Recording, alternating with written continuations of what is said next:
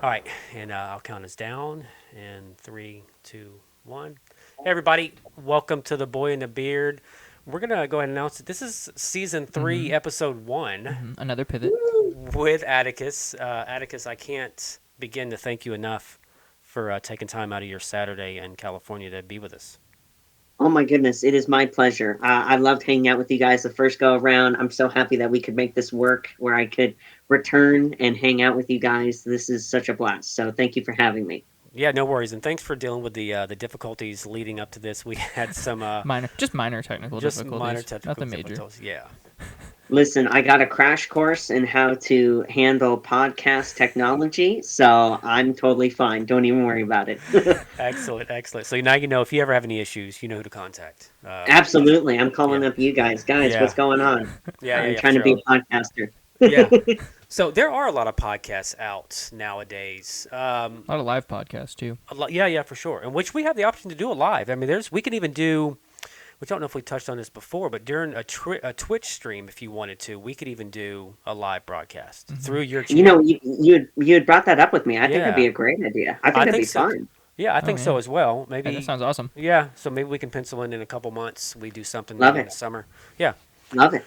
So last time, we kind of kicked off and talked about your time on the middle, because that's, to be honest with you, that's my experience with you and in your acting.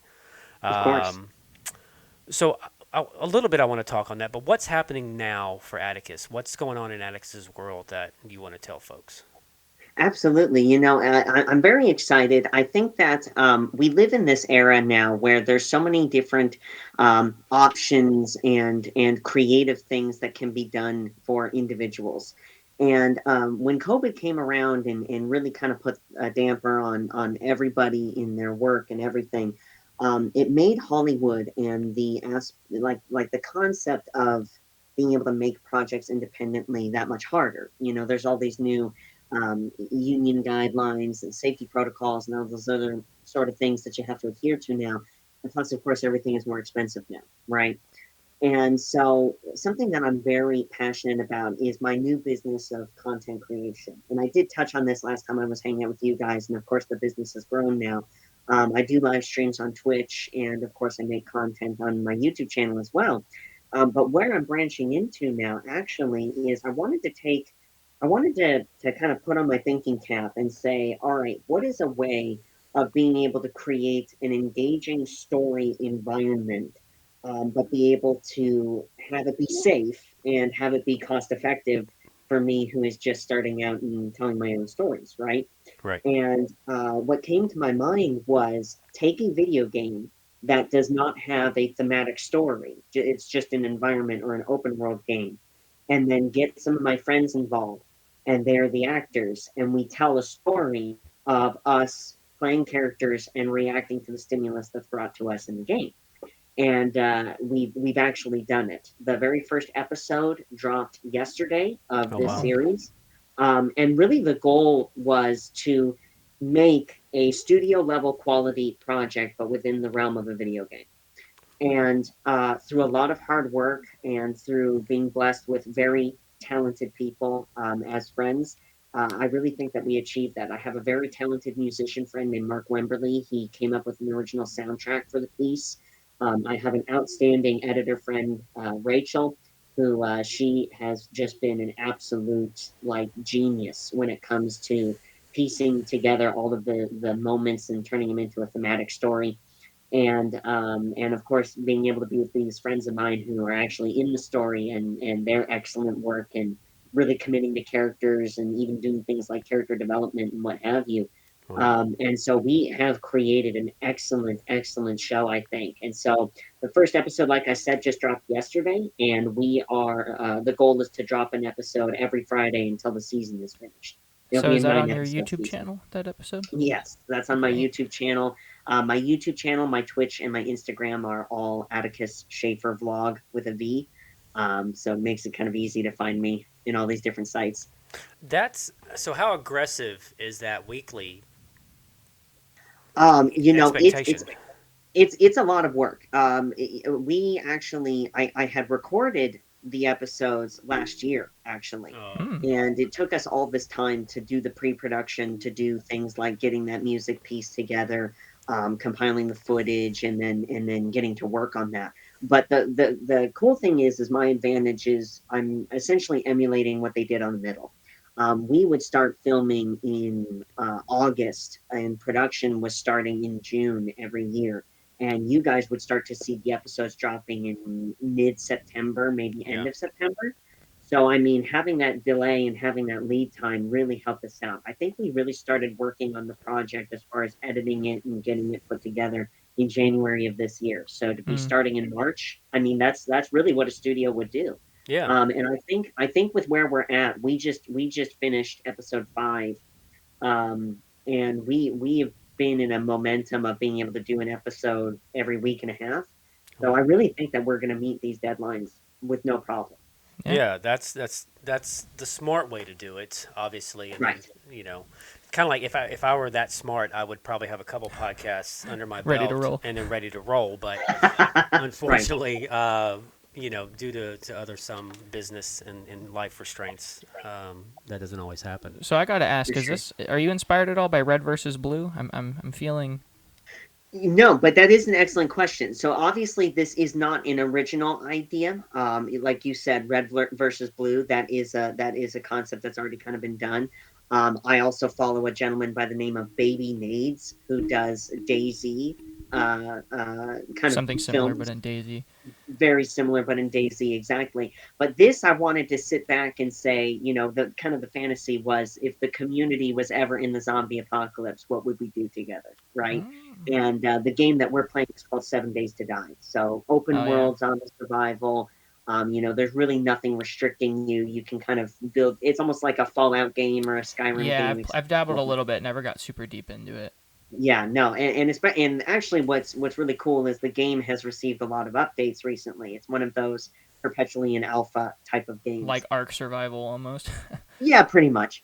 But the good thing about that is there's always new content, and so everything is constantly evolving. So we came in at the tail end of one alpha for season 1, and we're already working on a season 2, and that's a whole new alpha now, and the world is completely different. So it's almost like The Walking Dead, where things just are constantly changing, and then the characters are needing to adapt to it. That must work well for your production too, because you're having things that you actually are adapting to, even as real people sitting down to play, not just actors. Yes, exactly. So again, it brings in more of a natural feel, and I think that that's really when you look at entertainment these days. Obviously, there's an element in a category that's very I don't know what the word would be, but almost austere kind of um, it very far fetched, very out Hmm. there, right? Very very Suspend your disbelief a lot when you're watching it. Yes, exactly. But then you also have such a large market that appreciates groundedness, especially with character development. And actually, a show that I was watching and it became very inspiring, and it's a new favorite show of mine, is Netflix's Sweet Tooth. And I think that's based on a comic book. Robert Downey Jr. has been producing it. Oh, wow. Mm. And the world that you're in is very kind of out there as far as the story is concerned, and it's a post-apocalyptic piece.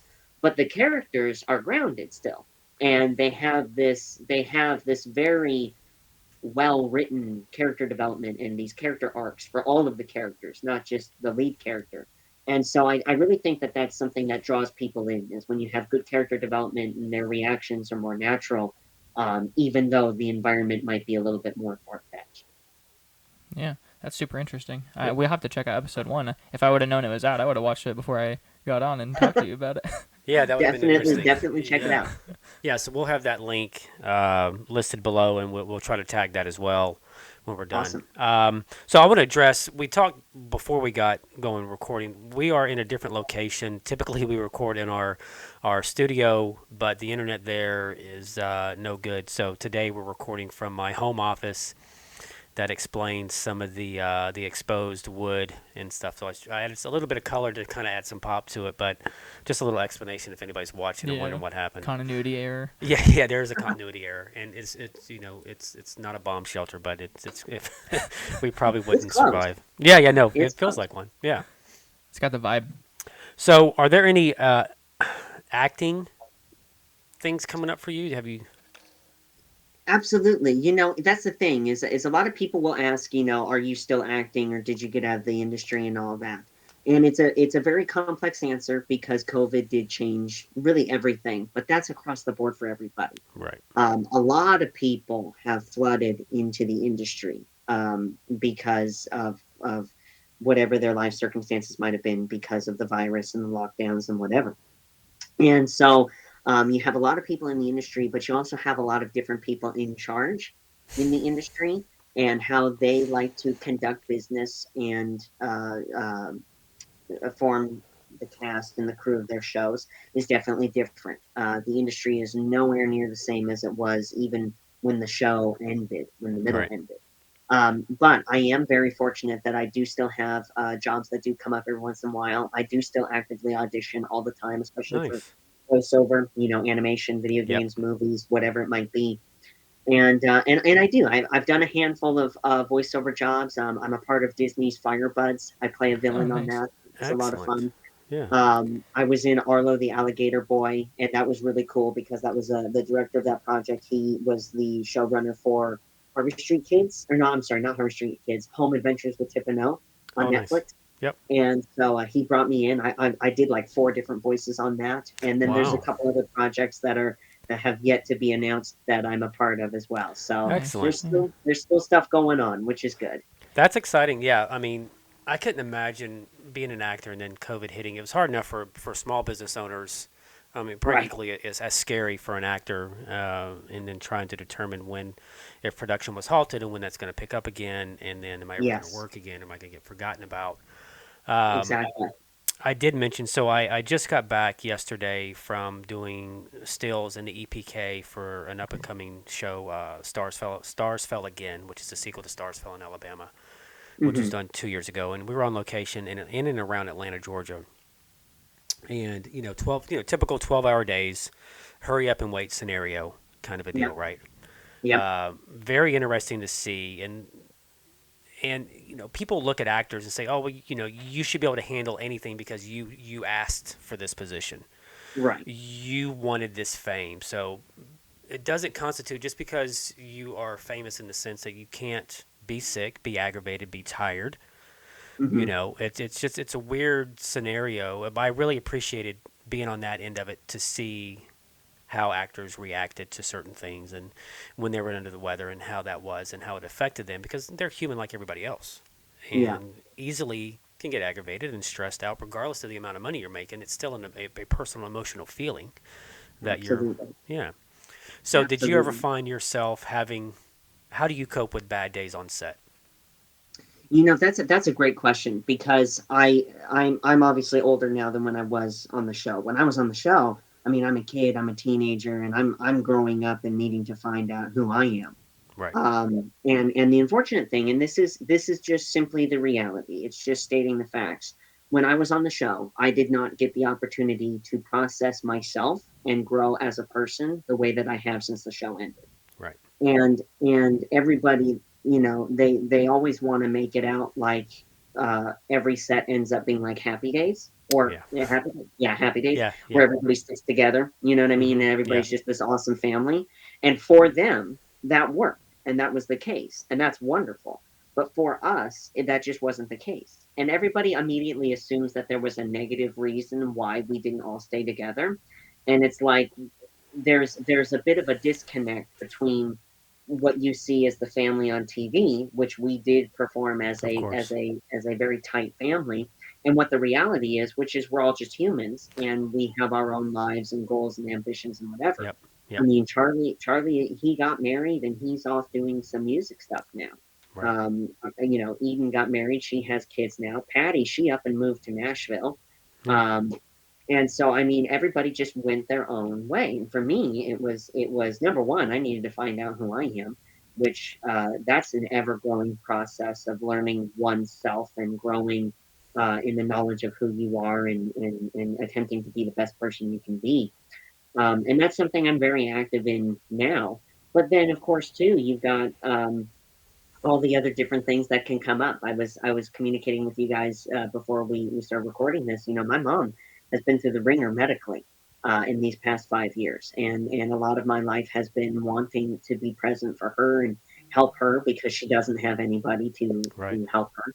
And she's always done that for me with all of my medical stuff I've had growing up. So I mean, I want to be there for her for that. You know, we are animal people. We have our dogs and our cats, and Right. they've endured a lot of medical stuff because they've gotten older, and so there's been a lot of focus on that too. And then of course I've got this business that's going on and whatever. But to kind of ask or to answer the question of how do you handle bad days on set, it depends.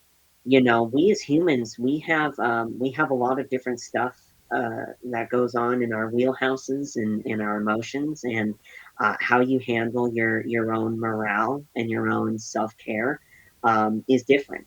For me, obviously, I'm a Christian, and my faith has a lot to do with my attitude and my view of life.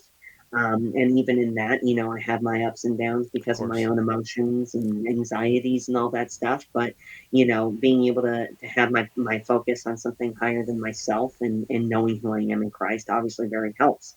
But in addition to that, you know, little things like being able to have that treat Snickers bar or You're have not that getting movie hungry. day, Yeah. you know, it gives you that opportunity to kind of take a deep breath and go, okay, we're all right. Today was really sucky, but we made it, Yeah. and let's move forward. Tomorrow's a new day, you know. That's exactly right. And to touch on you trying to find yourself, and I'm 49. I'll be 50 in October, and I'm still not necessarily reinventing myself, but finding out who I am as a person and things that I Right. like, and you have multiple lifetimes within one lifetime. So Yes. so you've Absolutely. obviously, especially from an actor standpoint, even a child actor. I mean, you've got those Yes. memories and that experience from being that, and then your teenage years and finding out who you are now as a young adult, and then you're going to be Yes. 30 and 40 and 50, and Hmm. then you're going to be, you're different people within different stages. They're literally chapters in your life. There are cultures that Yes. don't even keep track year over year of your age. They just keep track of you are a child, then you are an adult, and then you're an elder. Yeah. And their sentiment is exactly what you said, that you live three Yeah. lifetimes in one Yeah, life. So that's actually yeah. pretty profound. Even a broken clock is right twice a day, Tony. So, um, No, but it is. I actually really like that you mentioned that because that is something that I'll even hear people who have had to endure very difficult jobs. You know, maybe they spent the early part of their life working very hard in construction, and then they right. finally got a degree and they're doing something different that they're even more passionate about. Or you know, guys who've been in the military. It does. It's Yeah. multiple lifetimes, and you're growing as a person and finding out who you are with every year that passes. The old adage of getting out of high school knowing exactly what you want, going into college and being that forever is long gone. Oh yeah. I Yeah, mean, especially in the age of internet and Hmm. influencers, and you can literally be anything that you want. I'm a firm believer that you can be anything you want at any age for the most part. absolutely. If I'm lucky to Absolutely. to make it to 70 or 80, Yeah, there are actors that don't really find fame until they're in their 40s, 50s, and then they have, all Yeah, that time ahead of them to still enjoy it. It doesn't spoil it for them, obviously. They're just happy to be successful. They're not yeah, thinking, like, if only I would have succeeded when I was 25 instead. yeah, They're yeah, just like, right. heck yeah. yeah, yeah. Do And that you? and that's funny too. That's that just to touch on that a Hmm. little bit further. That is a trap, a mental trap that especially people in my generation fall for.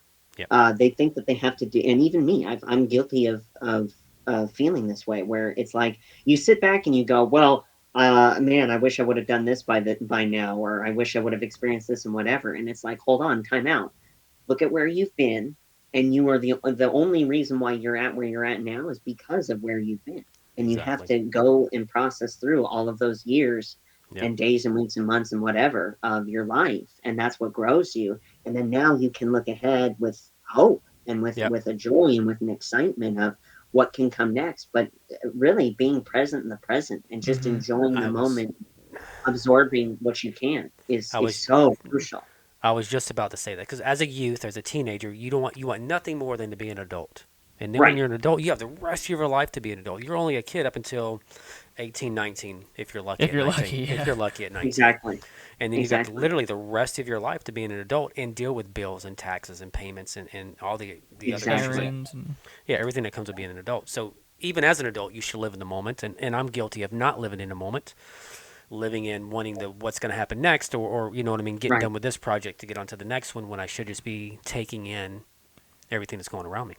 Yeah, and that's Exactly. something I always thought of too when I was in high school. Is you really are just you're always going to be in the present moment. Like we're all the age we are now, but when you're 60 and I'm 30, that's just going to be that then, right? Right. Very then for you. Right. So when I was in high school, I was like, Yes. one day I'm just going to be a young adult in my early 20s in an apartment somewhere, and it'll just be then, and that is now. Right. Like I'm Exactly right. waking up, Right. and Yeah. that's my day-to-day life, Yeah. and every once in a while I stop and Right. think about it, and I'm just like, holy crap, Yeah. like that really just Yeah, I mean, it snap of makes a you. finger. Yeah, I don't mean to get all philosophical when I was talking life, but I mean at the same time, mental health is a real thing, and It and is. taking care of both your physical and mental health is huge. It's a big balancing act. Absolutely. It is a big balancing act, and then trying Absolutely. to find yeah. So shifting gears a little bit, have you produced anything or directed anything? It's funny. So I actually just made a video about this on my YouTube channel. Is kind of talking about that side of things, and yes, I have. I Okay, actually had the pleasure of being able to go through the Warner Brothers Directors Workshop, nice. which is essentially imagine film school for a director condensed down into 9 weeks. Yeah, That's what it was. right. And I was very blessed to work with a lot of incredibly talented people who are have the desire to be directors. But the class was taught by a woman named Bethany Rooney, who's a very known television director, especially for Warner Brothers, in all different genres, comedy, Nice. drama, whatever. And she's done across the board, actually, with a bunch of different studios. And she essentially pulled me aside at the end of the class, and she said, and she looked at me, and this is not a person who is a sunshine up your butt, just give compliments wherever. She was very hard on all of us because Right. that's the reality of the industry. Of course. And she pulled me aside, and it was the first time I saw a positive emotion being evoked from her. And Well, she looked at me and she said, "I want you to know that you were born to be a director. wow. Everything that you did in this class and what you learned, I've seen you grow from day one to now, and I know that you will be successful. The only problem is I don't know where you're going to get your break because your age and your height is what Yep. people are gonna hold against you. Right. But then when you get going, you will be proving them wrong." Yeah. And Um, and it was go ahead, go ahead. no, I was just going to say we had talked about the height thing at the Hmm. last podcast Right, about the right, discrimination, and I mean it's a truth thing. There's an age discrimination. There's a height And a yes, lot of it's discrimination. subconscious. Oh, it It's not even is. necessarily that they're actively thinking like, Right. oh, Right. blah blah blah blah blah, Yeah. but yes, just inherently, intrinsically, it's just Yeah. rooted in a lot of people. It's crazy. Have you? So absolutely. do you think your experience on set has helped you become a better director, or you know how not to direct, so therefore you direct it differently? That's funny. It's an and both. Right. Being on set, especially in the beginning, we had to get whatever directors we could get. And so we had very terrible ones and extremely excellent ones. And what ended up happening is, as the show progressed, we would continuously keep on the extremely talented ones, and we would navigate away from the other ones. Yeah. And so it ended up being this amazing experience of learning what good directing is, but even more actually being able to be a part of that. It taught me what good acting is, Yes. because if you understand good acting and how an actor processes things and works, it changes everything. A prime example is one of the things I picked up in this workshop is that the way that an actor works, we can't just tell them a line and make them parrot it, because that's not natural acting. What you're needing to do is give actors something that's actionable.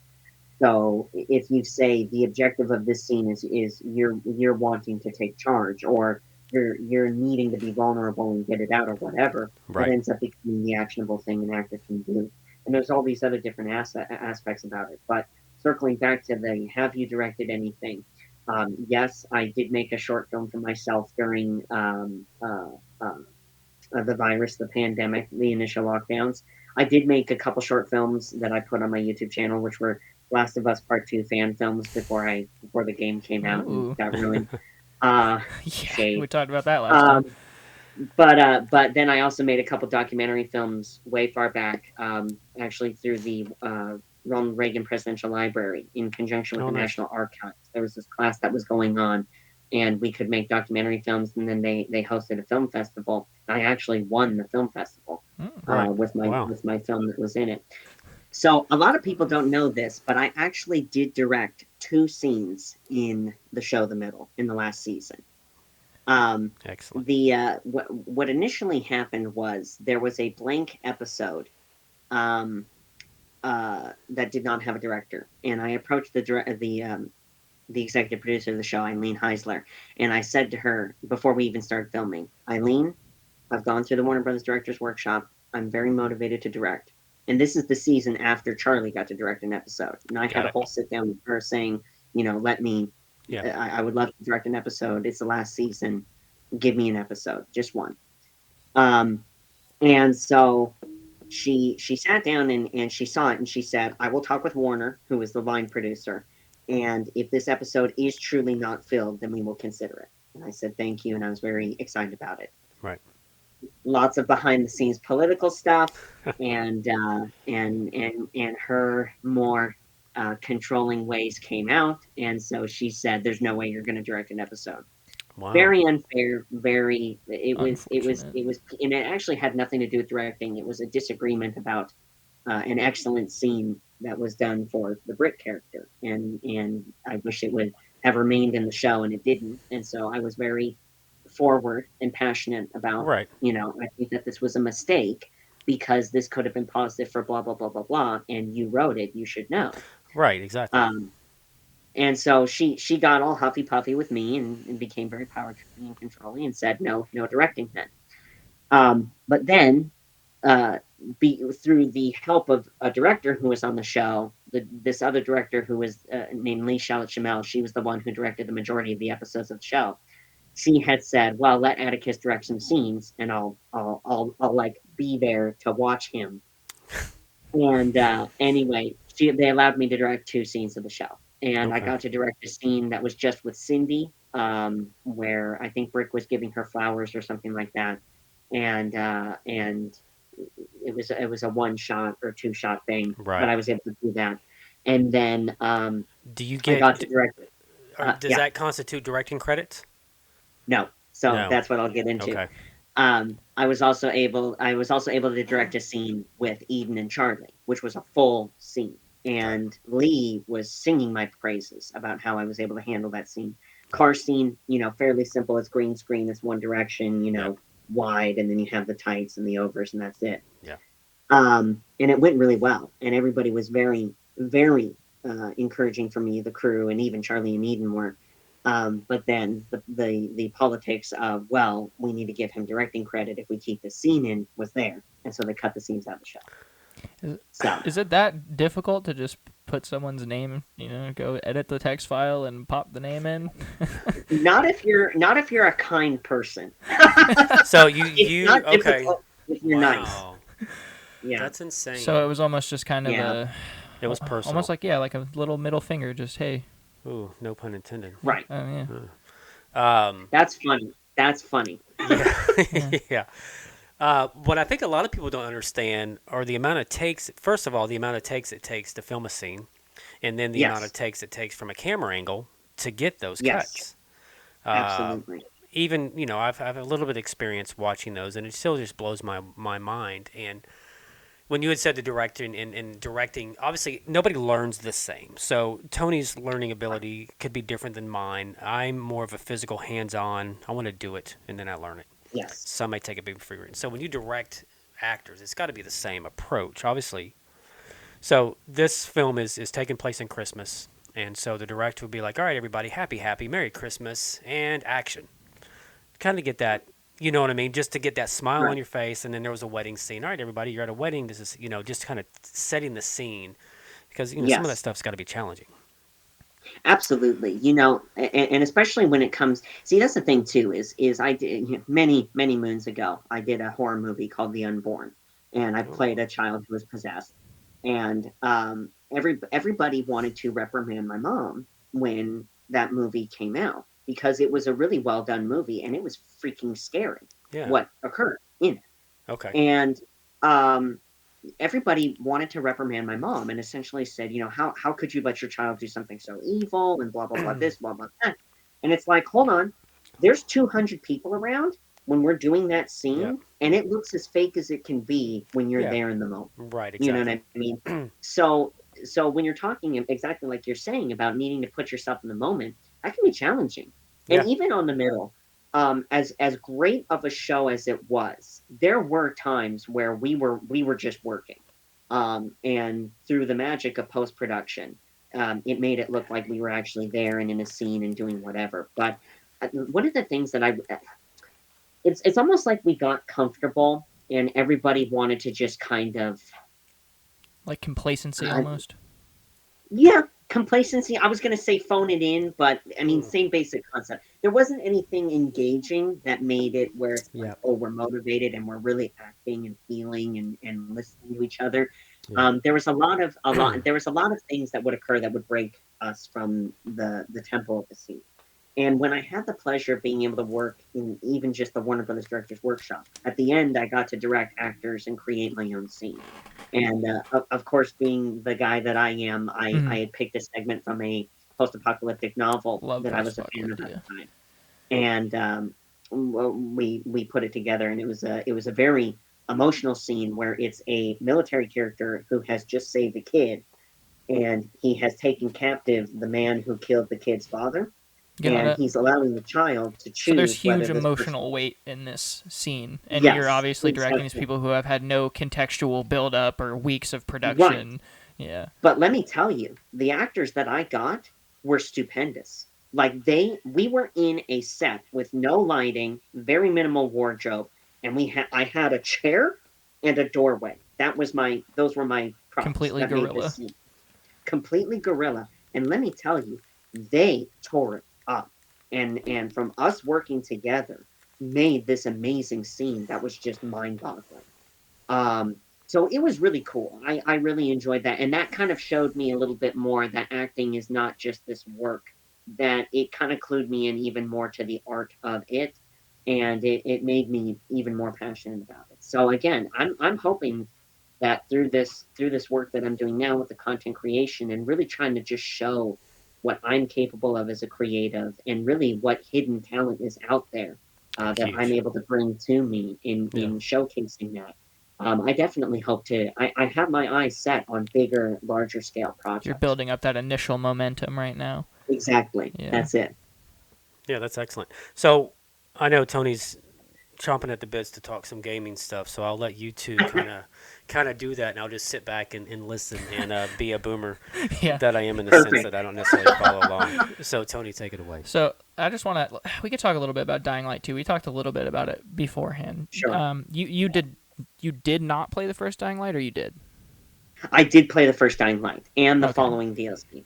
The Yeah. following, let's talk about that a little bit. That DLC was absolutely insane because it was the size of the original game, if not bigger, and it came out like what, Yes. almost a year after launch. So for me, that was kind of my Dying Light 2 then. I was like, oh, there's the sequel. Yes. And then I was Yes. surprised to find out that Dead Island 2 is supposed to come out this year or next year, which has been in what do they call it, production hell for Yep. years and years, and they've restarted it like twice, and they dropped a Yep. trailer at E3 in like 2014 that got me super hyped up, and then it completely fell off the face of the earth. But it's, Yep. it's supposed to launch this year, and I would be absolutely stoked if that happened because I loved the first Dead Island. I wasn't a Me big fan too. of Riptide, and I was a big fan of Dying Light 1, slightly let down by Dying Light 2. I Yeah. did like how they expanded on the mechanics and everything. But how did you feel about the scale of the world, the buildings, the parkour? It's interesting because I didn't even know that Dying Light 2, or I'm sorry, Dead Island 2 is supposed to be coming out this year, and I'm like you, I am so stoked if that does actually happen. Mm-hmm. Because I'm in agreement with you. Dead Island 1, to me, was very groundbreaking Mm-hmm. because it made a zombie apocalypse story that was more immersive and engaging. And because it had that open world capability, it gave you more choices. So for me at the time, it was very groundbreaking. Like you, Riptide was a little bit of a letdown, but I loved it because it was just so new. And it was Yeah. like, oh, we get a new environment and new weapons, and they're making different things more accessible. Okay, this is cool. But same thing. I never really replayed it. Like I played Dead Island 1. Dying Light was super groundbreaking with the parkour and the verticality and all the different nuances and aspects of the story. And then I'm in agreement with you. The following was like the sequel of the game, where you find out what happens. And now with Dying Light 2, there's a lot of elements to the game that I really truly enjoy. The environment is very interesting. I enjoy kind of how they do the weapons and things like that. But they have a sharp decline on everything to do with the characters, Yeah. both in the story and for the character itself. Because even now, when I get like the skill points and stuff like that, and then you have to get the inhibitors, and it's almost Mm-hmm. like Days Gone where you inject yourself and it makes you whatever. It really bothers me because now there's no connection. I'm frustrated with my guy, and he's not this beast of a parkour master like the guy was in Dying Light 1. Yeah. And then all of the characters around me are annoying. There's They're no all like character whiny development. babies. They all just Yes, whine that's the whole exactly time. it. Yes, there's no engagement. There's nothing that I can go like, wow, I really want to commit and help this Mm-hmm. character because they're awesome or they lost their sister or And this game has whatever, a you know. huge pet peeve of mine too. That happens just way, way more than you'd expect, and I don't understand it from a writing perspective, where characters just Yeah. disappear for like a whole act. Like Waltz, the main villain, Yes. he had one appearance, Yeah. and then he was gone for 25 hours of story gameplay, and then showed up like one more time after that, and then boom, at this big climactic battle. Oh my gosh! In the Right. battle at the end, I don't know if you played Arkham Asylum, and everyone's all disappointed because you just Sorry. So fight the big Titan Joker at the end. I'm only laughing because I can I'm I can feel excited. Tony's Oh passion yeah, in this. And I oh got yeah, no, nobody in my mine's personal coming life through who does too. games like me. yeah, for sure. The way everyone was disappointed in the Joker boss fight at the end of Arkham Asylum, I feel very Yes. similar about the climax of this game. It wasn't even a satisfying boss fight. In fact, it was really the same mini boss fight, and I kid you not, 5 or 6 times there's a next phase where his health goes all the way back up to full, and you're just button Oh come mashing him back down. on. And by No. by the fifth time, I was like, there is no way this guy gets up. And then they try to do like a redemption that was completely unearned.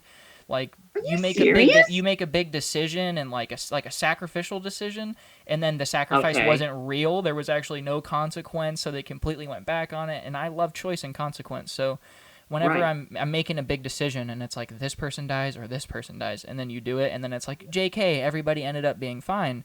I'm like, well, then Right. there was no decision, there was no choice and consequence whatsoever. But It, um, it's so frustrating though because again I feel like now they're over what would the term be, like over mediafying games yeah, now, where it's no longer like, oh, here's this world and let's just navigate the story of the world and have the stakes be high and raised and lowered, and like you said, here's hmm your choice and consequence and whatever. It's almost like they're just like, look, here's a pretty environment, here's okay, we something did our job. streamable. Here's something you can make contact or Right, content with and right, tweet about. Because yeah, the open world was striking, but then you juxtapose that to the like non-existent story and horrible characters. Even the voice acting was right. all over the place. I don't know if you noticed, It but was terrible. There every would be citizen in like this like country the sounded like they were from somewhere different. well, but that's the thing is I'm still asking myself where this city is even located. Your first guy is a Frenchman. Now you have these British people and Scottish people. Now all of a sudden there's these people with Southern accents Yeah, and straight the American southern accents accents. took me straight out of it. We're literally like, I imagine Eastern Europe kind of getting closer toward the Middle Right, East, and this guy comes out like, "Hey, right. Mister, there's some zombies down there in the street," and I'm like, I "Wait a tell minute, you hold on." what. Yeah, literally. And well, here's the other thing too. It's there's a little bit of a prejudice going on because all of the bandits that I get attacked are like from West Virginia. Yeah, yeah. Hey y'all, You. we're gonna get you now. Where'd you come from? They're just prowling the streets. So besides Dying Light 2, because I know you haven't beat it yet, what have you been kind of playing day to day, gravitating towards? Not necessarily streaming, but just like what are you throwing on for just fun? Well, it's kind of funny because of the way that the world is now, but I'm Mm-hmm. playing Escape from Tarkov a lot. That game And blew up recently. After you it were telling me about it on stream, I swear yeah. it blew up. I started seeing it everywhere, and I still haven't. Is it PC only? It's PC only, yeah, and you have to actually buy Mm, it through the Battlestate Games website. so But they no got a new Steam. wipe, and they added a whole bunch of stuff, and it really is good. It's an excellent game. I even have problems with that though. I think that the developers can do a better job of scaling it for players' skill levels better. Mm, That way, you don't have a level 100 guy that just comes at you out of nowhere when you're stuck at level 15 trying to do a quest. yeah. Um, You know what I mean? And I think there's different ways that they can balance the game, but the environment and everything is really beautiful, and it's kind of like an addiction because you're constantly like wanting to try to beat quests and get money in game and all that stuff, and then fight people and all that stuff. Yeah, yeah. But something that I'm really looking forward to, a game that has a lot of hype because I am a fan of Daisy and open world kind of apocalyptic survival Hmm. games, is The Day Before. And it's kind of like Tom Clancy's The Division and The Last of Us together. So like a looter So, shooter zombie yep, apocalypse. That yep. sounds pretty So awesome. I'm looking forward to that. That might actually end up being a series on my channel. So Have you dabbled in just looking. Horizon Forbidden West at all? Horizon Forbidden West, is that the sequel to Horizon Zero um, Dawn. Horizon Zero Dawn? I have Yeah. not dabbled into that yet, but I hear it's excellent. It's kind of that Uncharted kind of structure. A lot of very similar. Really? Yeah, yeah. So, Okay. so what All what right. what he's bringing this up for? So one of the actors on Stars Fell Again, his name is Drew, and Uh-huh. Drew is the character actor in this game. He on his Oh, Instagram, wow. yeah, he posted today is the day Horizon Forbidden West meet CEO. So obviously he did the capture motion and everything and voiced it over. And come to Yeah. find out, he had did Townsfolk in Red Dead Redemption 2. yeah. And there was What? one other you mentioned that I Yeah, can't but this, remember. I mean, this dude is so nice, such a great actor. And then seeing him in this film and then learning that we're trying to get him on the show.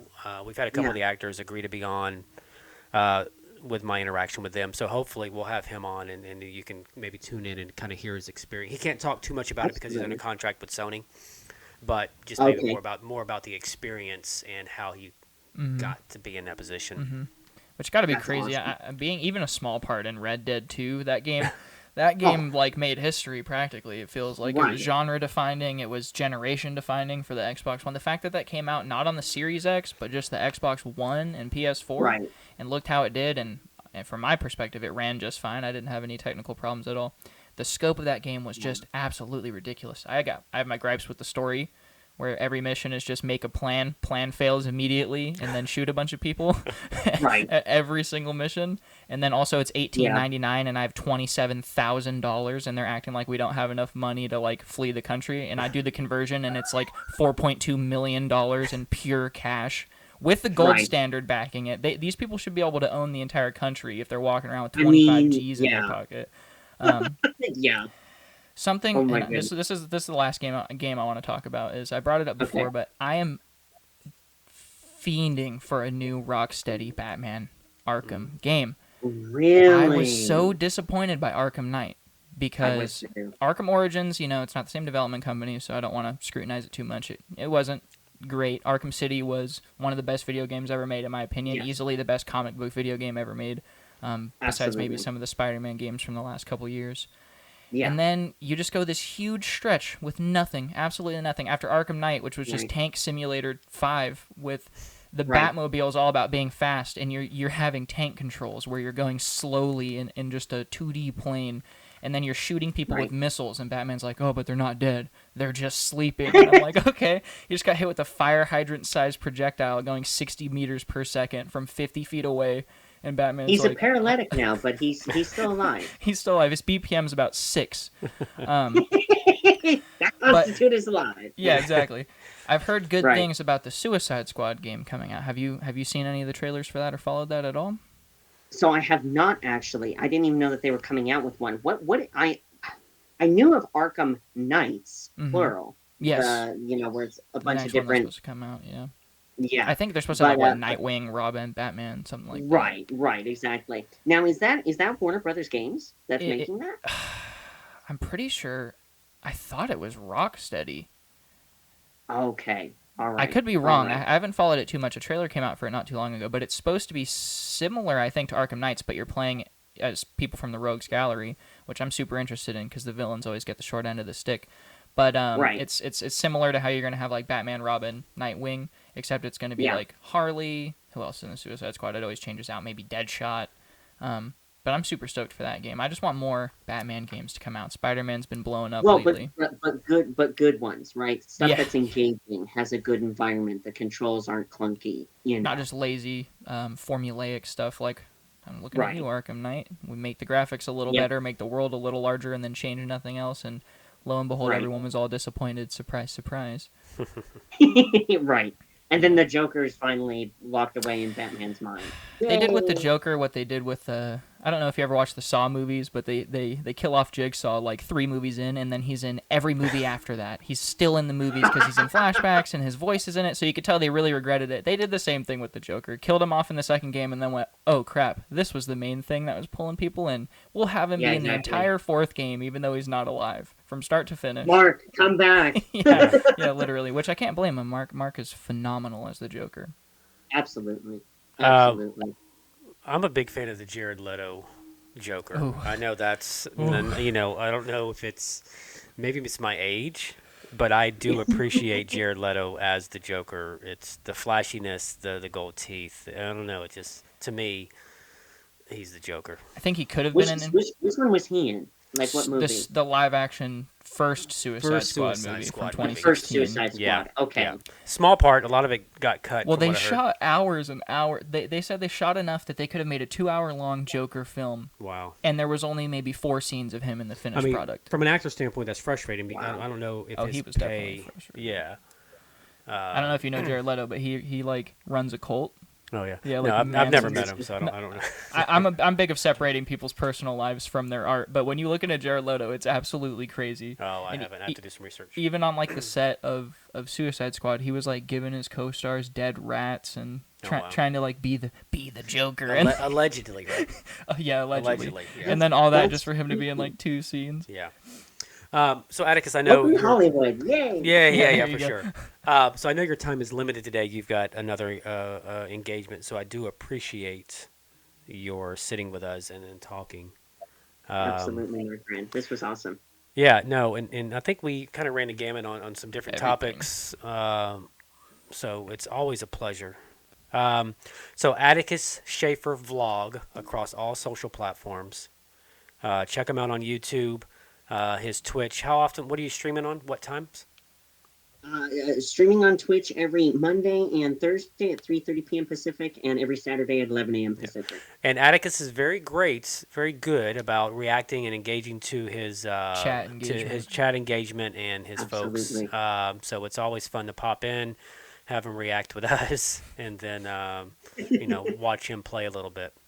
So Atticus, again, thank you so much. We appreciate this as always. Oh, my dear friends, I appreciate it just as much. Let's definitely do this again soon. This was fun. Excellent. Thank you. Thank Thanks you. everybody. Stay tuned.